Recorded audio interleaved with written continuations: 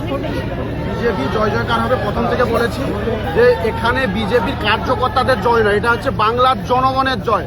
বাংলার জনগণ যে পরিশ্রমটা করেছিল এই মমতা ব্যানার্জিকে সরানোর জন্য, ইনি যা করেছিল 15 বছর ধরে, না চাকরি না তোষণ।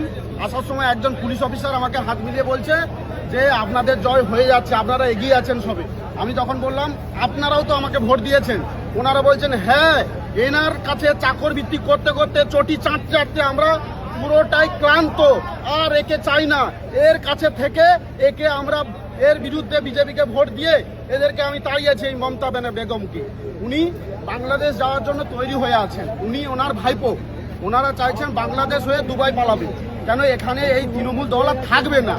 বিজেপি আসলে তৃণমূল তাসের ঘরের মতো ভেঙে পড়বে।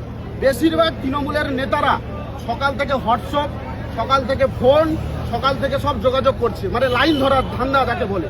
কিন্তু আমাদের পার্টির একটা নির্দিষ্ট নিয়ম আছে যে কোনো চোর চিটিংবাজ এদেরকে দলে নেব না। এদের বিরুদ্ধেই মানুষ ভোট দিয়েছে, এদেরকে নেওয়া যাবে না। এটা আমাদের পার্টির সভাপতিও বলেছেন এবং জননেতা শুভেন্দু অধিকারী মহাশয় বলেছেন।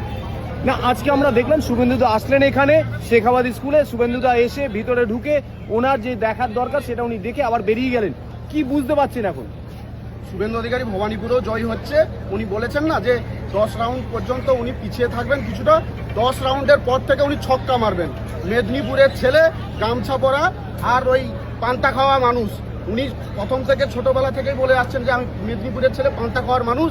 মমতা ব্যানার্জিকেও ক্ষমতায় বসিয়েছিলেন 11 সালে, আবার বিজেপিকে 26-এ বসাবে। এটাই হচ্ছে মেদিনীপুরের কালচার। বিজেপি 16টাই জয়ী হবে বিজেপি। না, তাহলে আপনারা বলছেন যে শুভেন্দুদাই একমাত্র বসালো, জনগণ অবশ্যই বসালো, জনগণ তো বসালো, কিন্তু মেন কারিগর হচ্ছে একজন তো নেতা থাকবে উপরে, যশস্বী প্রধানমন্ত্রী নরেন্দ্র মোদী। তার এই পশ্চিমবঙ্গে জননেতা শুভেন্দু অধিকারী মহাশয়, উনি পরিশ্রম করছেন।